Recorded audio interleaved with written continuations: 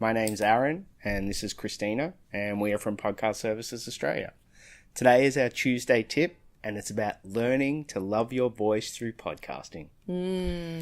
So whenever we run our courses, or any person who we work with, right, they say the first time they hear themselves being recorded, they go, I hate the sound of my own voice. And we know that this fear, this dislike of one's own voice prevents people from starting their own podcasts.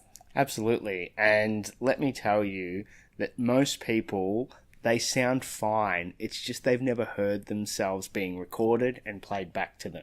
Yeah. And we truly believe that if you start a podcast, you will learn to love your voice. You'll become a better speaker.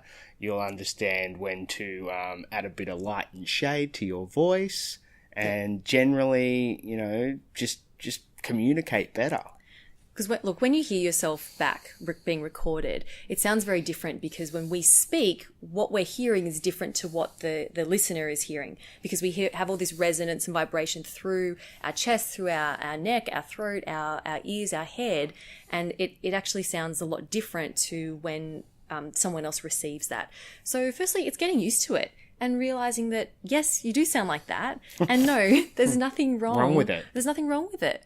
But something that podcasting is great for is that it gives you that feedback. For example, when I started podcasting, I hated the sound of my own voice, as hard as you may find that to believe, Aaron. But I thought I sounded nasally and too Australian. But as I started to edit myself, edit my episodes, I began to pick up on some things that I wasn't doing very effectively, and I was able to adapt and shift my communication style to sound nicer, or to sound, to be more effective in my communication. Absolutely. And look, I'm one of the rare people. When I first heard my voice, I thought to myself, am I really that deep? And then I was like, he loves his voice. Yeah, I don't mind that. That's all right. So, yeah, you may instantly love it. And like I said, it will help you in presentations. It will help you in general conversations.